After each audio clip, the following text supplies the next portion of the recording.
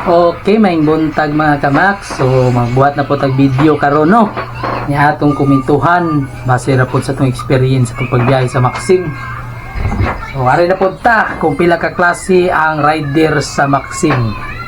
So duha ka klase ang rider sa Maxim. Mao ni ang priority rider o dili priority rider. Kung moingon tag priority rider mga kamax, mga boss, mao na siya ang nipalit og thermal bag, jersey og helmet. So kung mupalit ka ng tulo ka buok adto sa opisina, mahimo kang priority rider. So ang pasabot ang priority rider mga boss, una ka sa booking pero hindi di ka maulahi.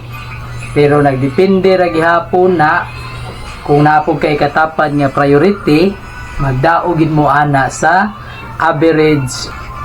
So unsa man pod ang dili priority. So ang katong dili priority mao ra tong i-install ra sa app sa Maxim, ni fill up sa pilapanan, unya walay gipalit nga helmet, jersey o bag. So diretso ra sila biyahe, mao to ang mga dili priority. Unsay kalainan sa priority o dili priority?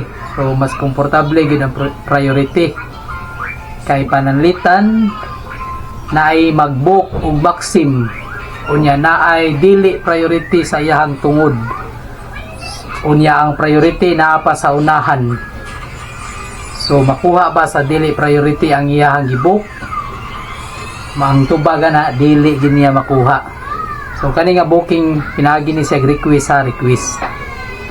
So ma-request ba niya, makuha ba niya bisag na siya sa tungod sa nag-book? So di gid niya makuha katong dili priority. So adto to mo makuha kung i-request to sa priority, adto to mosulod niya ang booking kay siya may priority. Yang katong duol sa nag-book dili man to priority rider.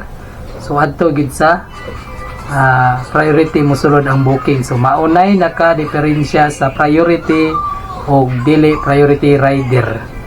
So katong mga professional license diha unya full time sa pagka Maxim rider, ayaw sayangi pagpa priority na mo kay para daghan na ta.